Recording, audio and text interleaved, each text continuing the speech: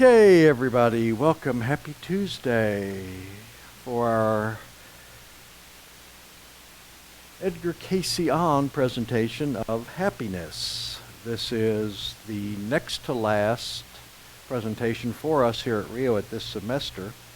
John Schroeder will be back to wrap things up for us next Tuesday. So I will be done, and I've finally got all of my acts together, so I'm ready to go and back to work. Got some rest in, and we're cooking. Happiness is a Search for God topic, book 2, and it's important because we all want to be happy as human beings.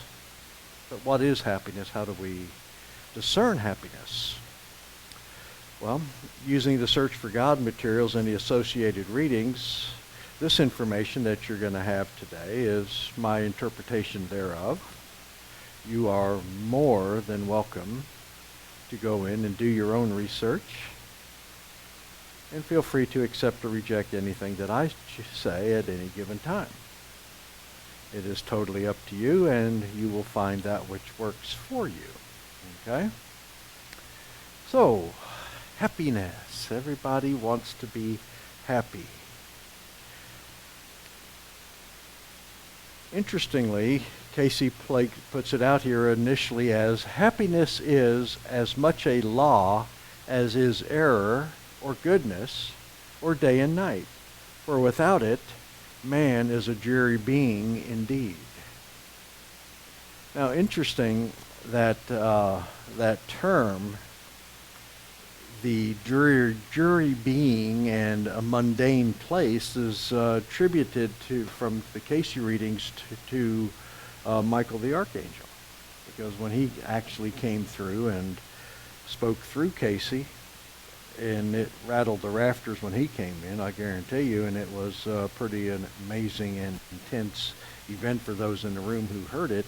But oftentimes he would refer to this as a mundane place, and man being in a dreary being. Simply because if we don't have happiness, then where are we going? Then what are we doing? And to whom are we trying to find a satisfaction?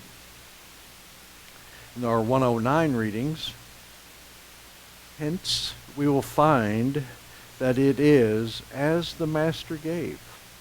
First, keeping self out of the way, less of self, more exaltation of the Father God, more patience, more kindness, more gentleness, more brotherly love.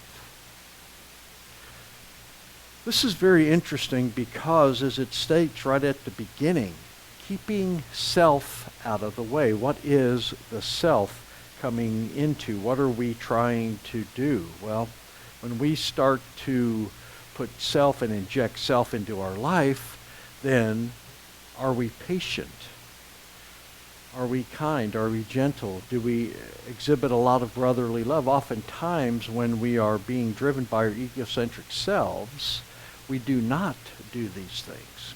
Consequently, what Cayce is advising us to do is to try to take ourselves out of the equation and then focus on the other guy or other gal. Consequently, being patient, being kind, etc., is how we as human beings glorify God. We're able to do that better. Again, from the 111 reading, and what is the first law? Like begets like. For in the act, as in the seed, is the full-grown blossom of what you do, what you think, what you are. Hence, if you sow happiness, will you reap turmoil or riot? Rather, in the still small voice, do you find the song of happiness?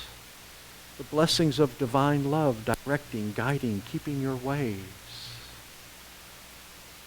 Reaping what we sow, what we put out, we come back into. And this is probably with patience a key concept, because life is a big boomerang.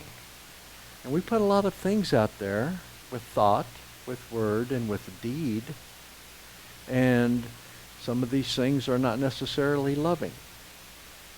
And when we have experiences in our life which are less than stellar, not what we want, oftentimes it comes down to us because we are the ones who sowed the seeds to begin with. And Henry Ford is on record as saying that every person can be as happy or as sad as they choose. And that's quite true, because we in our minds create our own heavens just as we create our own hell. But reaping what you sow, and Cayce's calling it here the first law. This is the big security net that we have underneath us, okay? This is how we actually learn, because though we may choose to do things that are less loving, then we're going to have to receive the reciprocal event.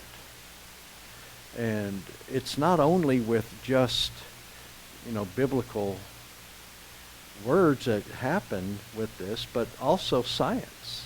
Newton's third law of motion: for every action there's an equal and opposite reaction. So again, we're seeing this. This is a universal law with us here in 3D land. We've got to get used to it. Understand that it would behoove us to sow the seeds of happiness, because that is what will come back to us. What matter if there is no new dress, hat, shoes, or even the house rent paid? They are of the moment. If you are happy that you are alive, you still have the opportunity to say, "Blessings be on thee, and these are what live forever. Shadows pass." Oftentimes we get caught up in life, in our own material world, and we focus on things that are of material essence. And that is what we allow to distribute our level of happiness across our little universe that we run around in between the left ear and the right ear. If I don't have a new car, if I don't have this, or I don't have the latest and greatest iPhone, then I'm just not happy. Because I got to have this. This is important. And Cayce is telling us that that is not what's important. What's important is to be able to be an assistance, to be a help to somebody else. And that is where we find the true happiness. And it comes down to also crossing into the realm of faith as well. There was a time where the Cayce family was quite challenged to pay the rent. They did not have the money, and the rent was due that day. Gertrude was quite upset about this, because she was not necessarily of a material mind, but she, being the mother and the familial object, she wanted to make sure everything had safety. She wanted to be able to have a place to live. And so she was quite concerned about this. And Cayce, in his infinite wisdom, went out and said, "Okay, well, the money will come." And he turned around and he went fishing. He just said, "Okay, it is what it is." But well, think about, what did he do? Did he get caught up in the moment, or did he trust God? He deferred to a higher authority. He believed it. He knew it. And he went and did the one thing that he really, really loved to do. That was to go fish. That afternoon, somebody who he had given a reading for remitted the monies to satisfy the rent. It came in the afternoon mail. Everything was met. And again, reaping what we sow, what did he do? What was he putting things out and doing things for the right reason? Yes, he was. He was trying to help people.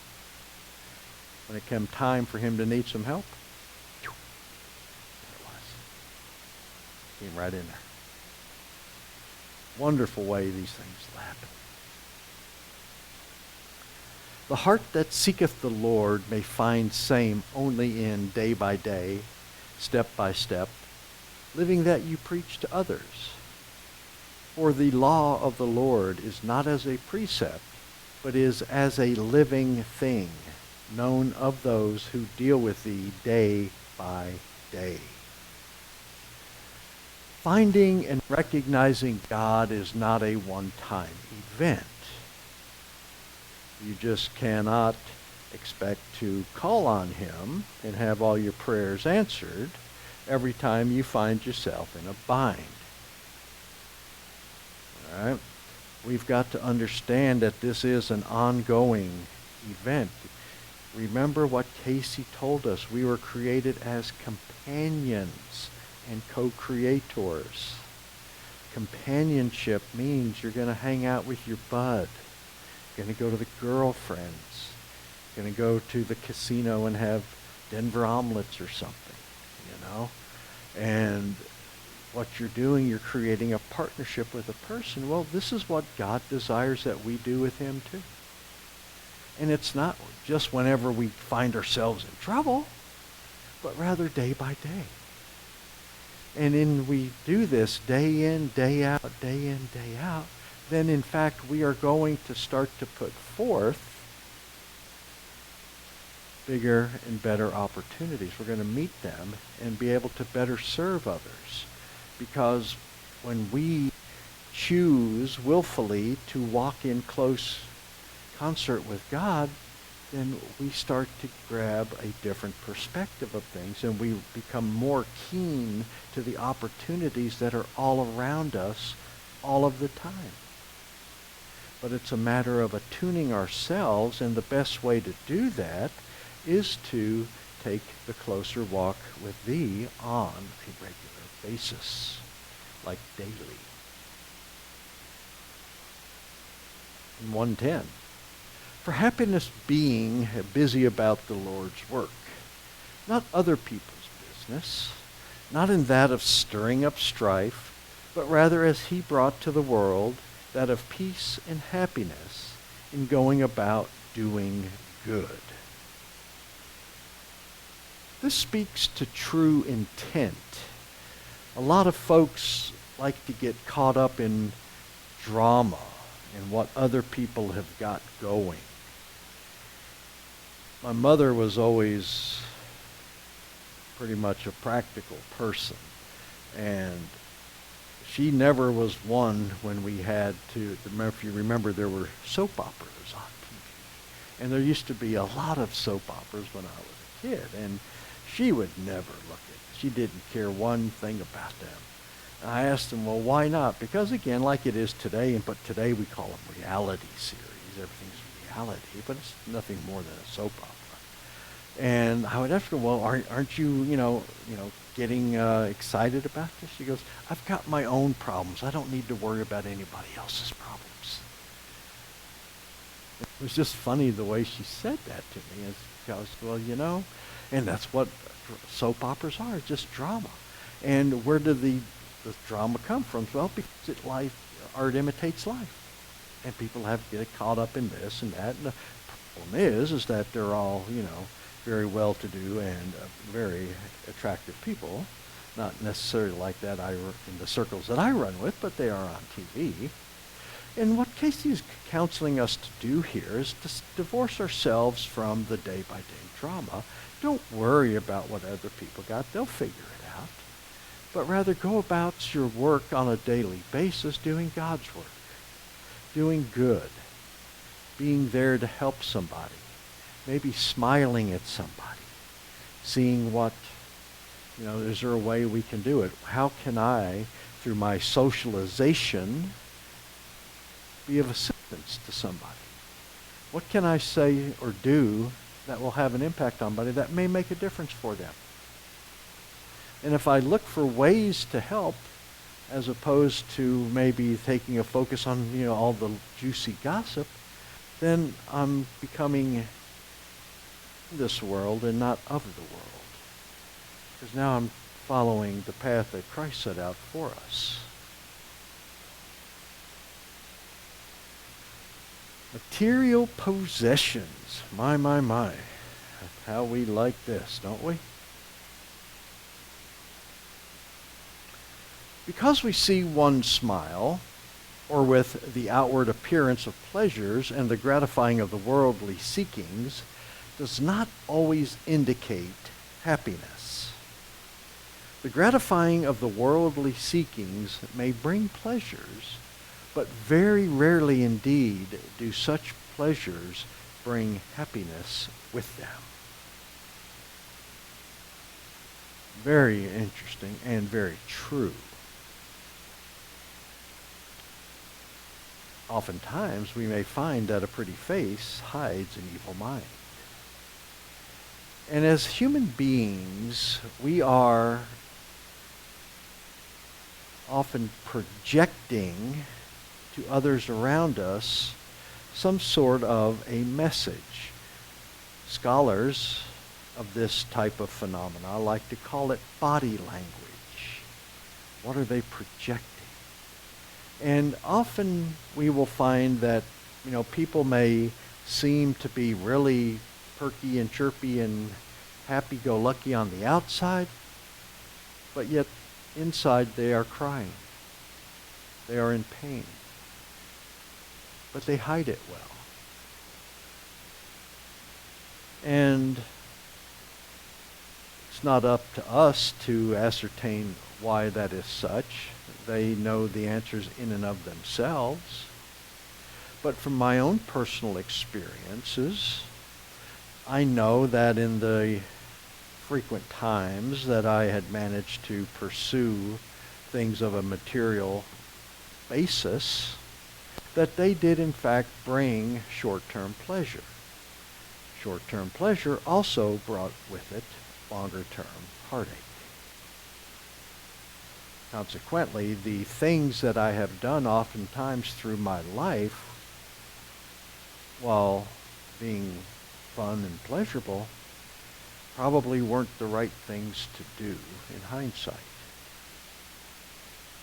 And I guess that's kind of like all the other crap the old man told me when I was 17 that I didn't hear until I was 43. But true happiness is elusive in this material world of ours.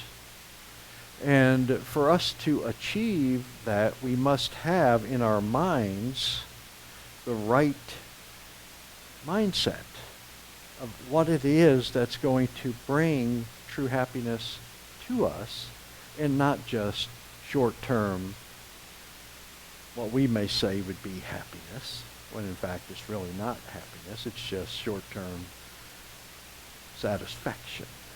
Satisfied means gratified, as Cayce would tell us. Hence has been the warning to many. Look not upon the things of the world and the pleasures of things therein as a measure or standard as to the joy and the happiness in the Lord. One of the unique opportunities that we have as human beings is to try to find balance in our lives. We are in this world. We're in this world for a reason and a purpose. But that does not mean that we need to subscribe to the ways of the world and be of the world.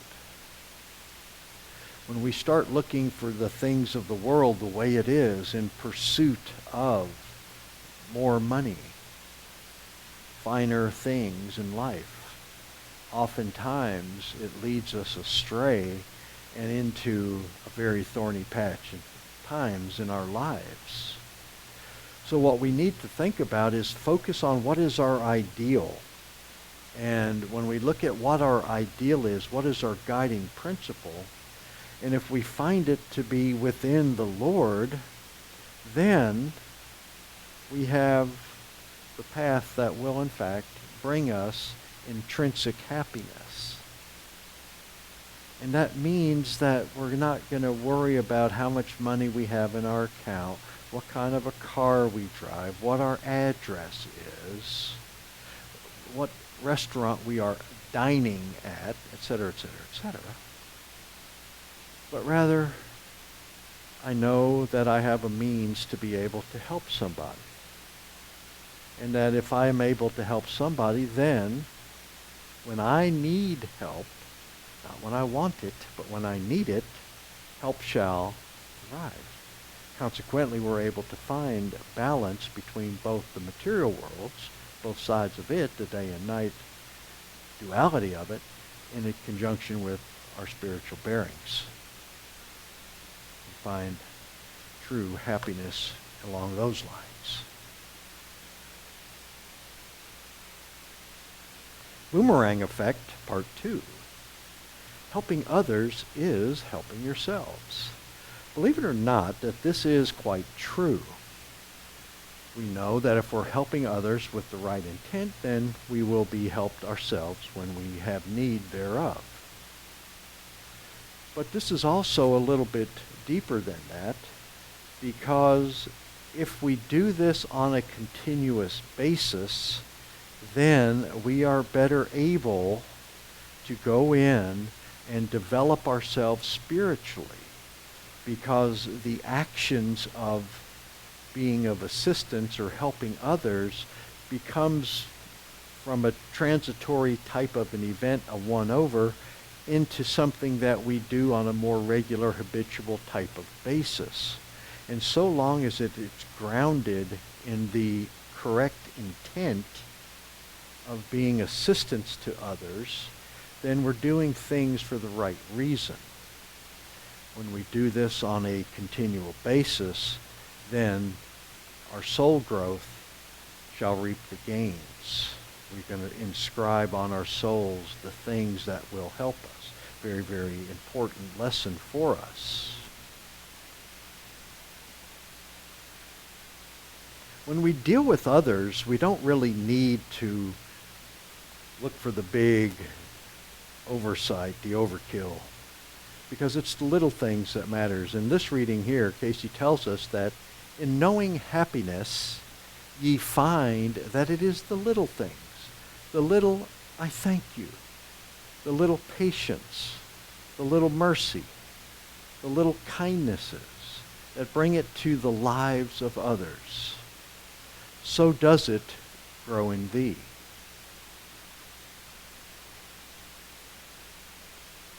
There was a time when I was quite active in St. Vincent de Paul, down off of 9th Ave and, I don't know, Monroe, Jackson, somewhere down there. It's their dining hall they have down there. And my favorite job when I was there would be to greet her. That means that when the folks would come in, and if you've never been around the homeless, you know that oftentimes they carry with them the entire life belongings. And my job was to greet them, and then if they needed assistance taking their bags, putting them into a cubby hole for storage, so as to be able to free up their hands to eat. Okay? And that was my favorite job. And I remember this one gentleman, he was a kind of a young man, would come in, and he was very, very, very stoic. He would not make eye contact. He would just wouldn't say anything, just straight. He didn't appear to be, on anything, but there was something upstairs going on that, to me, I seemed to be, troublesome. He was burdened, let's say, because he was just so straight-laced. And, I would, good morning, how are you? No answer. No eye contact. And then, as time goes on, every day when I'd go down there, I'd see him again, and just same thing. Good morning, how are you? And finally, I don't know what I did exactly, but I finally got him to smile. I said, there you go, and just something little like that. And he was able to blink, and he found something in there. But I didn't do anything. I didn't go build him a house or get him a car or anything like that. I just, Hey, how are you? Good morning. Can I help you? Something very simple. And obviously when we're dealing with the homeless folks, this is we could consider it a societal extreme. Because, these people are seriously down on their luck. But when we think about this, we have the same opportunities anywhere we walk around and see. You see people in the store. You may be shopping. You have these opportunities just to say thank you, to be assistants of another, and to help them in some way, shape, or form, and to take the initiative to be able to ease their burden in some way, shape, or form, that it might be a very, very simple thing. And it may not matter to the big scale of things, but it might actually mean something to them. Perhaps something as easy as helping somebody grab something off of a shelf that they cannot reach. Or if they accidentally knock something over, pick it up for them and put it back. Just little things. Just little things. And that's what we got to really focus on, because God's not expecting us to do wonders. The wonders are achieved through the little small acts of kindness that we have within us right now that we can apply if we so choose. Let mercy and judgment and honor be as one in thy dealing with thy fellow man.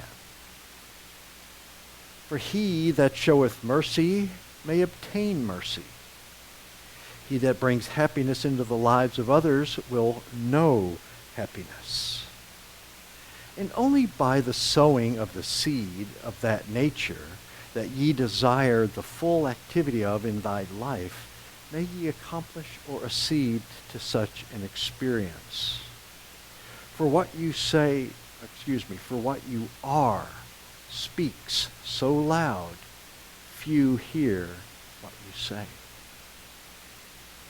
This came off in 262-109, but that same exact sentence, the last sentence in yellow, can also be found in the 294 readings, which are the readings of Edgar Cayce himself that they said to him. Phrased differently, actions speak louder than words. And that's a very important lesson for us, all of us. When we do this, it's simply, oftentimes we may be looking at somebody and trying to assist them. But there may be somebody standing off to the side, away from the action, if you would, that observes this, and they see this, and it may trigger an impulse in them, so that at the next time, somewhere down the line, they may find themselves into a situation where they can immediately be of assistance to another too. And all it is, it started out by you just doing something small. Something very small. It doesn't have to be grandiose. It doesn't have to be, anything material. Just a small action. And we all know that we need help. We're all cracked eggs down here. And we all know that we've done things that were not necessarily in our best interest, and that were perceptually putting ourselves at variance with God, and that sooner or later we're going to have to answer for these things. Well, on that day, we may find ourselves asking for mercy.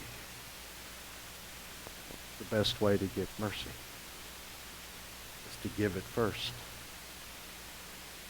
If we do something for somebody, then maybe when we need it, whatever it is, it could be some physical manifestation, it could be mental judgment or whatever, it could come back to us. So if we want mercy, we should show mercy. Because what we do this for, instead of hammering somebody for making a mistake or doing something that's not necessarily with us, we're able to give them a little speck of happiness in their lives, a little bit of joy for themselves. And it's important that we try to focus on doing that. Because I can honestly tell you, when you do the little things that make somebody happy, make yourself happy too. And it's a wonderful feeling. It is. Right there next to puppy dogs. And again, is it illustrated in that as you see it in and as you do it to your fellow man, so may the measures of happiness and joy be yours. For as ye do it unto the least, ye do it unto me. Ever has been, ever is, the relationship conditional. Relationship conditional. This ties back to knowing thyself, chapter 2, book 1 of Search for God. And as we learned then, that which we do to others, we in essence are doing to our Maker. And when we know that we are in fact all one, all cut from the same cloth, then we really would not be trying to hurt intentionally others. And that's what it means by relationship conditional. What you do to others, you're doing to God, and it will be done back at you. So we should always look for the focus on the important parts. And when he talks about, and as ye do unto the least, what does least mean? Does that mean the homeless person on the street? Not necessarily. It doesn't go into what least means in this case is not stature. It's not a caste type of system, but rather the person that you least like. The person that aggravates you the most. Because think about it, who are we more likely to rail out against? Some homeless person that we don't know, or somebody who aggravates us on a regular basis? The latter. But again, as we stated up front of this, if we do it to that person, then who else are we doing it to? We're doing it to God, and in return, we're actually doing it to ourselves, because we're going to have to reap what we sow. All right? So that's what. So we said we've always got to think about these things. So important. Yeah. Now we have sour grapes. We have people who are sour grapes sometimes, don't we? You ever see any of those? Mm-hmm. Yeah, they're all around us sometimes, aren't they?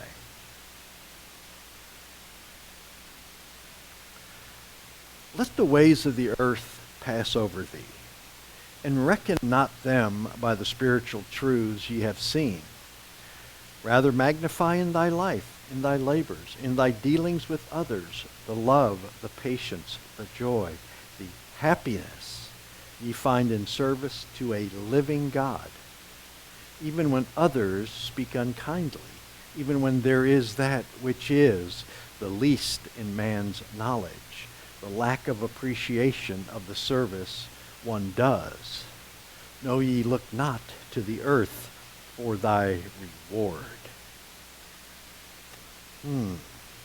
This is very important to us, because in a lot of ways we do things, or we may choose not to do things, unless there is some sort of a reward attached to it. Phrased differently, what's in it for me? Why am I going to do this? What's in it for me?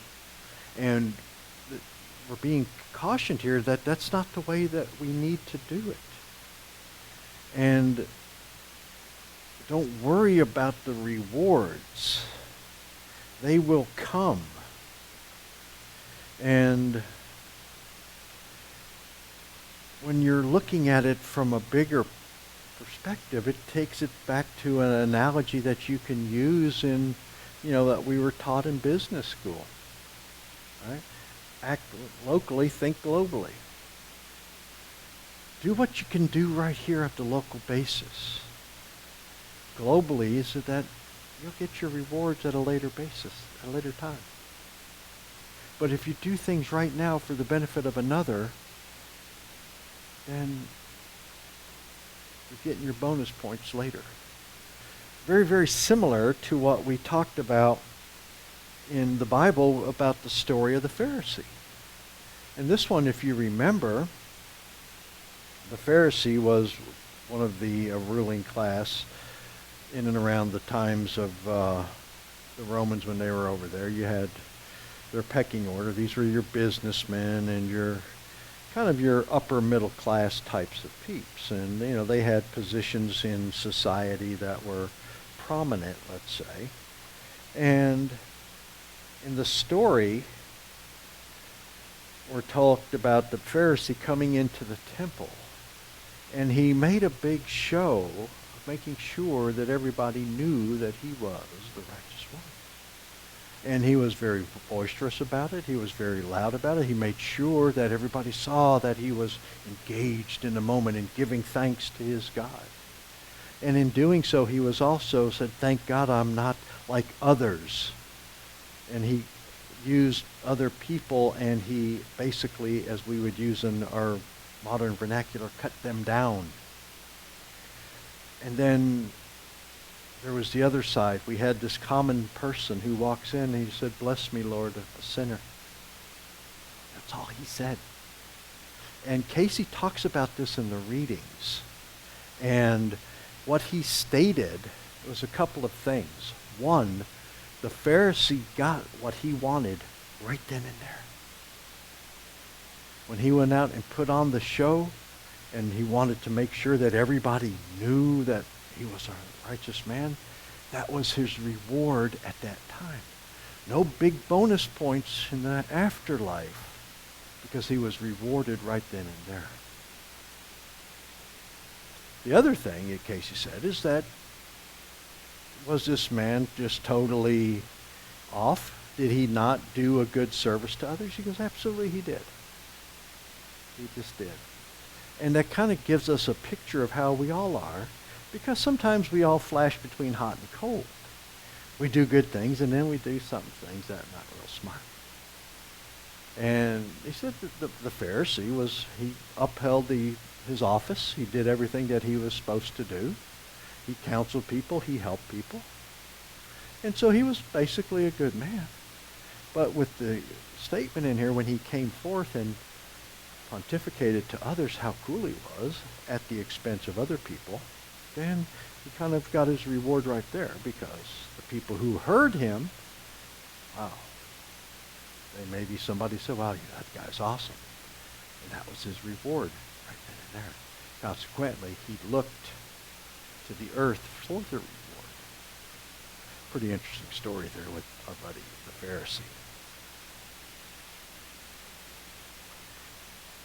In keeping the law of the Lord, take it never as a hardship upon thee, for then it is law alone. And it is mercy and grace and love ye seek, and would show in thine experience one to another. In thine experience, have you found ever that to get even with anyone made thee happy? To forgive them is divine and brings happiness to all. These things sow in the lives, in the hearts, in the minds of others. Grace and mercy, Lord, not sacrifice nor judgment. A couple of things here.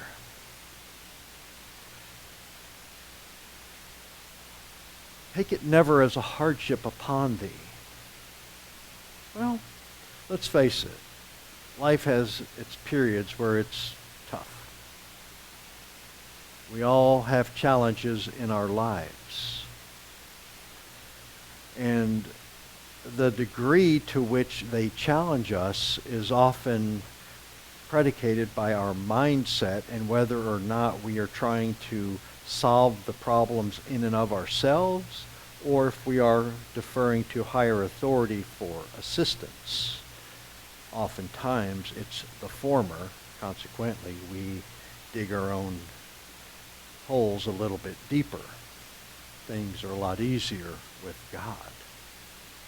But the other thing is that we tend to want to defend ourselves because, especially in this day and age now, where everything is social, we have social media of a variety of natures, and people are oftentimes doing videos, they're doing texting or writing blogs or things like that, at which time they are aimed at another person. And why are they doing it? Is it to get even? Are they just trying to puff up their own egos? But in doing so, are they actually making themselves happy? Or are they just going with, I'm going to show them. I'll get them the business, you see. And that's what things start to get into. And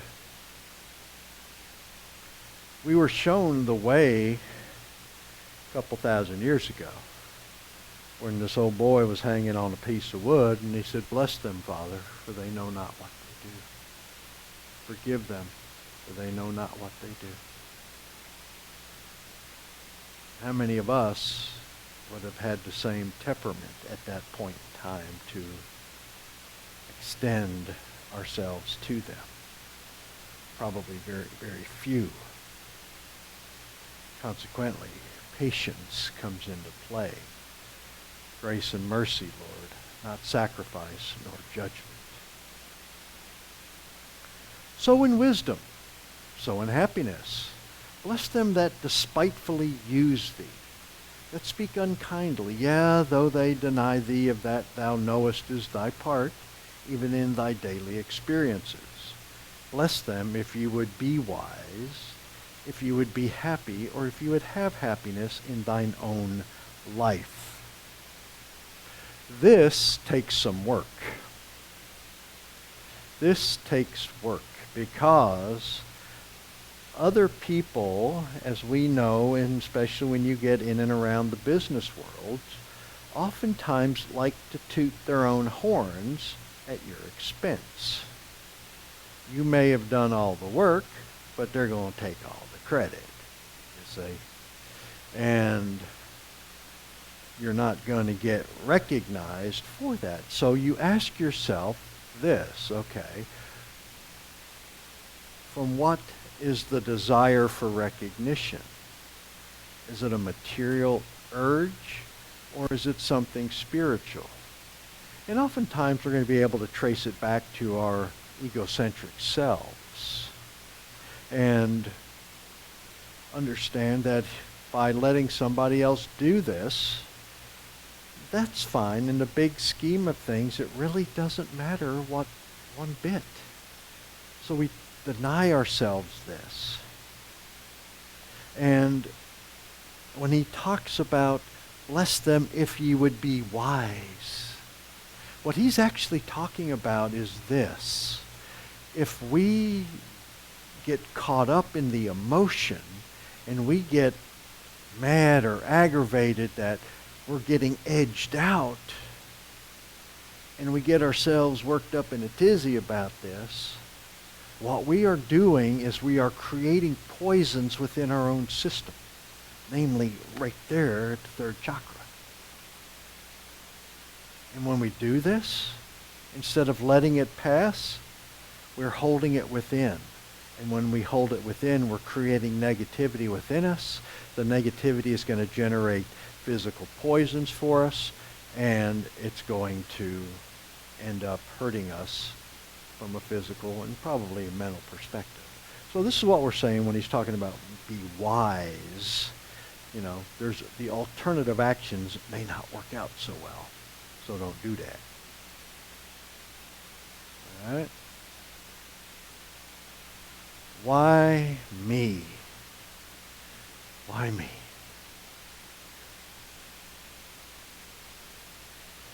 For offense is absent from joy or happiness.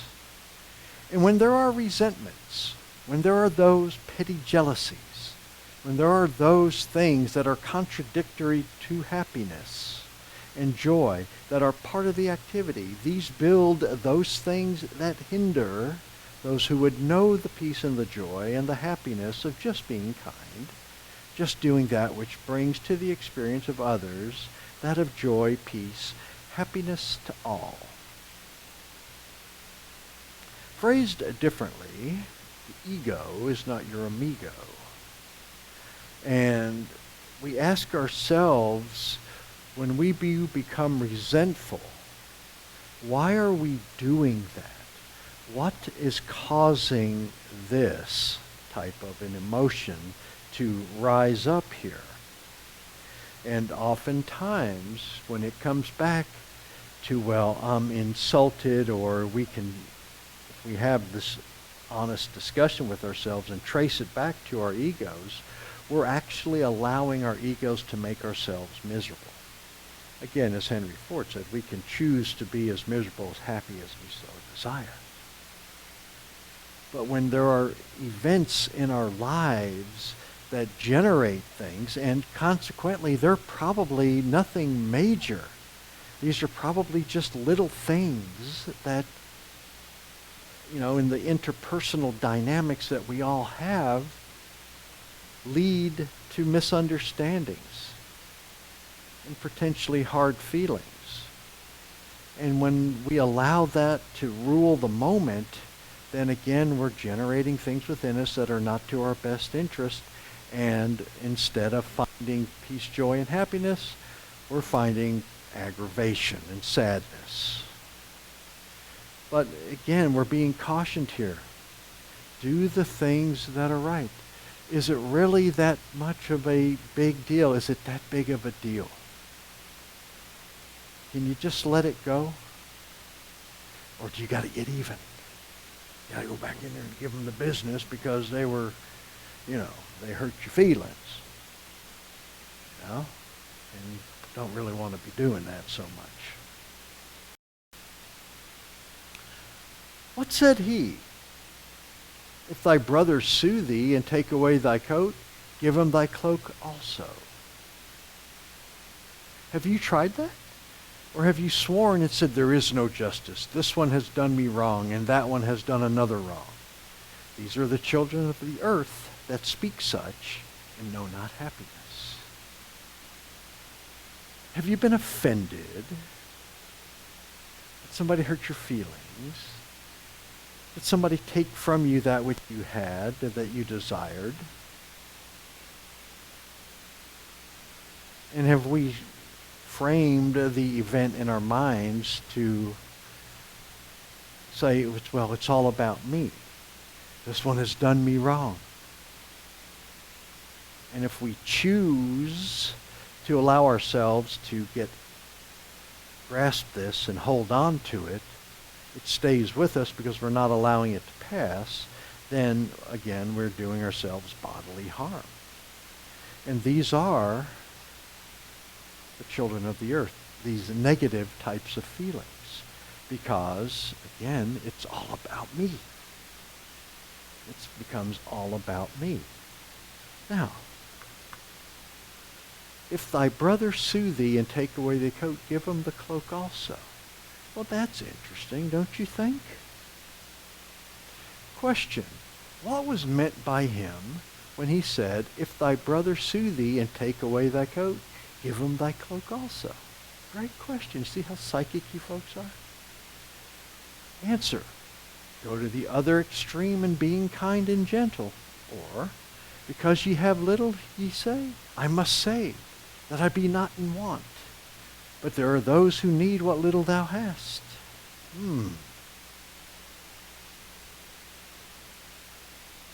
Give them. Go the other extreme. What's the old saying? Kill them with kindness. Right? Kill them with kindness and drag them down to your level. Right? That's what we're trying to do here. Yeah. But there's also a very, very important message here, because we tend oftentimes to forget just how lucky we truly are.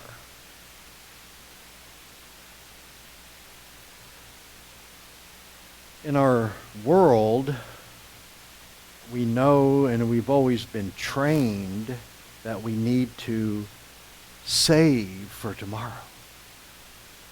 Because we know the older we get, the less cash flow we're going to have. So we're going to hoard things. And oftentimes, based on what we see going on in the world around us, some of us may hoard things right now. And I might need it later, so I better grab it.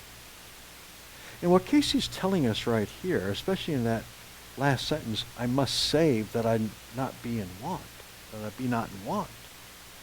There's people out there that got you what you need right now.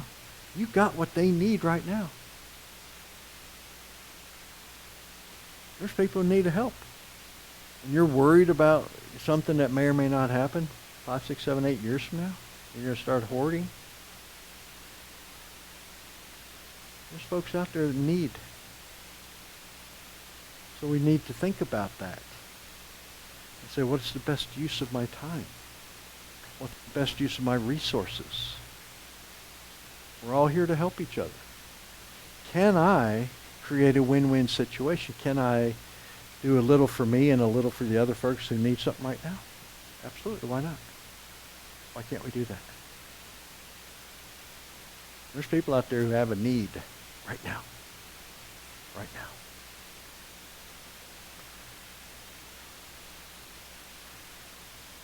For it is indeed as has been given here. If you say, if I were so-and-so, if I had this or that, oh, how much I would give to charity, to the needy, and give not in your present estate, you would not give any at all if you had all at your command. Then his command was as this: if what you have is taken away, give thee all, that you may be filled. For how has it been said, that alone you give away, that do you possess? This is a very, very powerful statement. Because how often have we said, well, if I had this, then I would do that. We make things conditional. We play the if-then-else game with ourselves. And Cayce's calling bull roar on that. He's saying, no, you wouldn't do that. If you would do that, you would be doing it now with what you have. Why do you need to have more before you would give? You wouldn't. And that's the lesson. Think about what this whole thing is about. If you want more, don't you need to give? You need to give in order to get. Yeah. And it doesn't mean money. And it means everything. But he's telling them right here and now. He said, look, if you think that if money's the answer to all your problems, and that you're going to defer until you stockpile loads of cash to be able to give to others, then you're sadly mistaken. Because why should you be given loads of cash under that premise when you have now but give not? I love this. This is one of my favorite readings right there, because he just gets up at the 2x4 and beats him over the head with it. It's a very, very powerful lesson to all of us.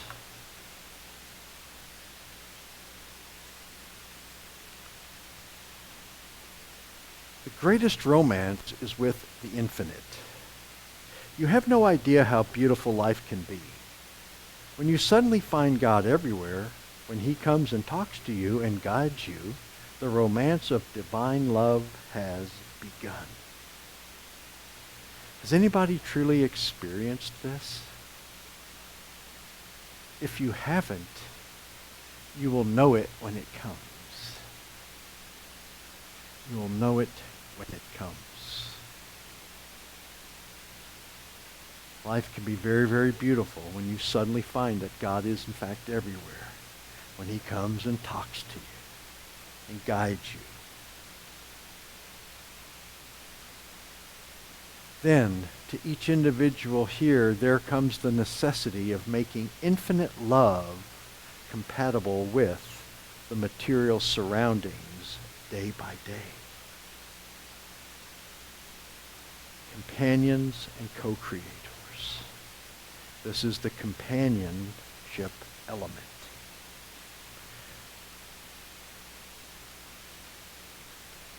Life on earth is in fact a dreary plain. It is not necessarily always the greatest thing every day. That's because we take things at face value and try to do things in and of ourselves. But we do so without including God into the equation. When we start asking God into our lives, then he helps us out a lot. He gives us that which we need, that which we have earned. But we've got to learn to do it. We've got to be including God. We can't be doing this all of ourselves. It doesn't mean you need to go out and be a Hare Krishna or a Jesus freak or something like that. What that's telling you is you just go out and be kind to your fellow man. And don't worry about things of a material basis. They're all temporary. I had a really interesting adventure this past Saturday. Was it? Yeah, it was Saturday. Saturday I went to Pine Bluffs, Wyoming. And it sits pretty much right on the Wyoming-Nebraska border, right off 80. And we went to a museum there. And it was in and around that eastern Wyoming area, and how things used to be. They had, the standard things that are found on farms and whatnot. But one of the exhibits that they had there, they brought in not only an entire schoolhouse from out on the prairie, but they also brought in a Catholic church. And they had it there, and it was very, very small. And it was definitely old school because the altar faced the wall. It was like it was back in the day. All right? And they had a lot of different, statues around. And over in the corner at the back left of the room was a picture of a statue of St. Agnes. And sitting next to St. Agnes on her left side was a human skull. I took a picture of it because it was that impressive to me. And reading the story about that statue, the purpose of that human skull was to remind people that life is only temporary. That everything on this earth does have an expiration date. It's pretty cool. I really enjoyed that. Happiness is abiding in the infinite love. We are creating at one-ment with God. We're going in and going through and doing our daily lives, not in and of ourselves, but with God, the ultimate companion, with us, riding shotgun with us, channeling his love, energy, words, thoughts, deeds, and ideas to us so that we can put them forward. And that's really cool. And that is what the infinite love is about. Happiness then is knowing, being in touch with, manifesting in the daily life, divine love. When we do things absent of ourselves, then we are manifesting divine love. When we are able to take our egocentric selves and push it off to the side and elevate others above us, walking in consonance with God and being a service to our fellow man, we then are knowing happiness. We are manifesting divine love. And remember, it's nothing great and major. It's just the little things. It's just the little things. So many times we think that we've got to go over the top, and we don't. It's just the little things that are so, so important. For it is only those who know divine love that know happiness. Happy are they, then, who love the Lord's way. You want to know happiness? You got to know God. Because things that we perceive as happiness in our material worlds, when it's for self as opposed to the others, are going to be very short-lived. We're going to have enjoyment, but not happiness. And there is a significant difference between enjoyment and true, unashamed happiness.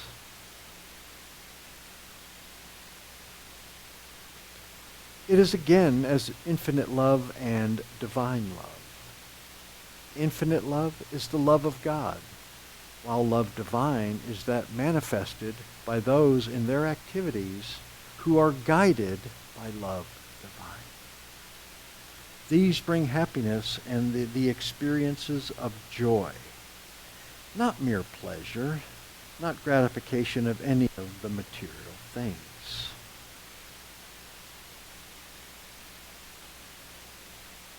What was the old Beatles song? Can't Buy Me Love? Right? And this is true. This is true because if we want to be happy, it's our birthright to be happy, but it's also a choice for us. We can choose to be happy, or we could choose not to be happy. And taking that which we know, and if we learn from our previous experiences in that which we put forth will come back to us and create an environment of either happiness or sadness for us, then it really doesn't take a rocket scientist to figure out what needs to be coming out. Why can't we just put out loving thoughts, loving words, loving deeds, put ourselves aside, help somebody else out in need? There's plenty of opportunities all around here. You'll probably have a handful of opportunities between now and dinner time to do that, if you but look for them. And that's the key. We've got to train ourselves to look for them and recognize them for what they are. We're being given an abundant opportunities every day by an all-loving and Father who wants us back. So why wouldn't we take advantage of them? We can if we would so do. Happiness, then, is of love divine, manifesting in the experiences as one gives a cup of water in his name, that may bring much greater happiness than to he that taketh a city, or to he that ruleth even a nation. Pretty impressive there. People often associate power and money with the achievement of happiness. But oftentimes, the achievement of power and money turns into a circle where now you're afraid to lose power and money. And when you do, it becomes very, very hard for you. It becomes very consuming for you, because now you're not able to enjoy that which you have because you're more concerned about keeping that. And that becomes your God. And there's stories out here about people who just, that's their whole world, is how much money they have. Back when, I don't know if it was this latest boondoggle in '08 or the tech wreck at the turn of the century, there was an old boy over in Europe who was quite wealthy going into the onset of the debacle. And I want to say that he had probably about $6 billion in his name. Quite wealthy individual. And then the affairs of the world took over, and we had our financial crises of some magnitude. And he managed to lose about 66% of what he had. So at the beginning of the crisis, he had $6 billion. And when the dust cleared, he was down to 2. He couldn't handle that. And he terminated because it was too much for him to bear. And that's what happens, and this is where we get into it. And we become so engrossed in the materialism of our worlds that we forget the little things. We forget to stop and smell the roses. And that's what we really, really need to do. Learning happiness is much greater than being a conqueror and having, all the wealth of the world. Because what's all the wealth of the world to you if you're not going to be happy doing it? Pretty important stuff. And that, boys and girls, is Happiness 101. Thank you.